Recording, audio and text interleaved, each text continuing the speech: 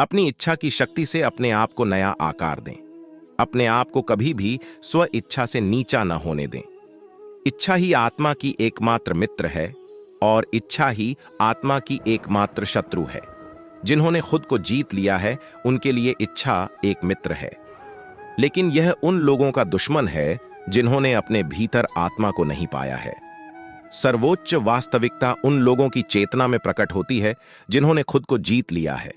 शांत मन में, ध्यान की गहराइयों में आत्मा स्वयं को प्रकट करती है। स्वयं के माध्यम से स्वयं को देखकर एक आकांक्षी पूर्णता के आनंद और शांति को जानता है। कोई भी जो अच्छा काम करता है उसका कभी भी बुरा अंत नहीं होगा, न तो यहां और न ही आने वाले युग में। गंभीर तपस्या और ज्ञान मार्ग से ध्यान श्रेष्ठ है। मुझ पर अपना मन लगाकर योग के अभ्यास से स्वयं को अनुशासित करो। मैं उन लोगों के लिए हमेशा मौजूद हूं जिन्होंने मुझे हर प्राणी में महसूस किया है। व्यक्ति जो चाहे बन सकता है यदि वह विश्वास के साथ इच्छित वस्तु पर लगातार चिंतन करे। मन बहुत चंचल है जो इंसान के दिल में उथल पुथल कर देता है। जैसे वे मेरे पास आते हैं वैसे ही मैं उन्हें ग्रहण करता हूँ। सभी पथ पाठ मानव को मेरी ओर ले आते हैं। इंद्रियों से मिलने वाला सुख पहले तो अमृत जैसा लगता है, लेकिन अंत में यह विष के समान कड़वा होता है। जब ध्यान में महारत हासिल हो जाती है तो मन हवा रहित स्थान में दीपक की लौ की तरह अडिग रहता है। हे अर्जुन, तीनों लोकों में मेरे पाने के लिए कुछ भी नहीं है और न ही कुछ ऐसा है जो मेरे पास नहीं है। मैं अभिनय करना जारी रखता हूं, लेकिन मैं अपनी किसी जरूरत से प्रेरित नहीं हूं। कर्म मुझ पर इसलिए नहीं टिकते क्योंकि मैं उनके परिणामों से जुड़ा नहीं हूं। जो लोग इसे समझते हैं और इसका अभ्यास करते हैं वे स्वतंत्रता में रहते हैं। ज्ञान की भेंट किसी भी भौतिक भेंट से बेहतर है क्योंकि सब कामों का लक्ष्य आत्मिक बुद्धि है। जैसे आग की गर्मी लकड़ी को राख कर देती है, वैसे ही ज्ञान की आग सभी कर्मों को भस्म कर देती है। अपना काम हमेशा दूसरों के कल्याण को ध्यान में रख कर करें। अप्राकृतिक कर्म बहुत तनाव पैदा करता है। हर व्यक्ति का विश्वास उसकी प्रकृति के अनुसार होता है। मैं उन्हें ज्ञान देता हूं जो सदा मुझसे जुड़े रहते हैं और जो मुझसे प्रेम करते हैं।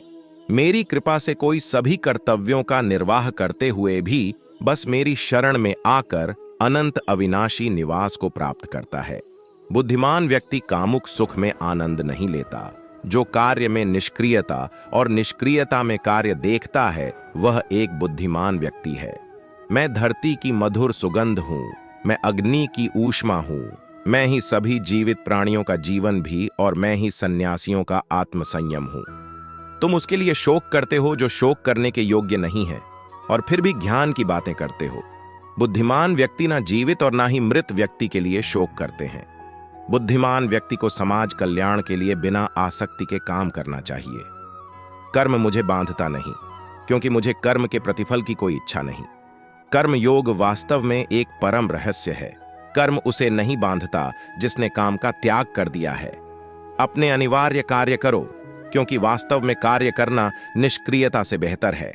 आत्मज्ञान की तलवार से काटकर अपने हृदय से अज्ञान के संदेह को अलग करके अनुशासित बनो। मनुष्य अपने विश्वास से निर्मित होता है।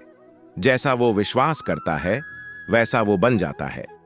इस जीवन में मनुष्य न तो कुछ खोता है और न ही कुछ व्यर्थ होता है। मन अशांत है और उसे नियंत्रित करना कठिन है, लेकिन अभ्यास से इसे वश में किया जा सकता है। केवल मन ही किसी का मित्र और शत्रु होता है। व्यक्ति या जीव का कर्म ही उसके भाग्य का निर्माण करता है। जब मानव अपने कार्य में आनंद खोज लेता है तब वह पूर्णता प्राप्त कर लेता है। नर्क के 3 द्वार वासना, क्रोध और लालच हैं। क्रोध से भ्रम पैदा होता है, भ्रम से बुद्धि व्यग्र होती है। जब बुद्धि व्यग्र होती है तब तर्क नष्ट हो जाता है।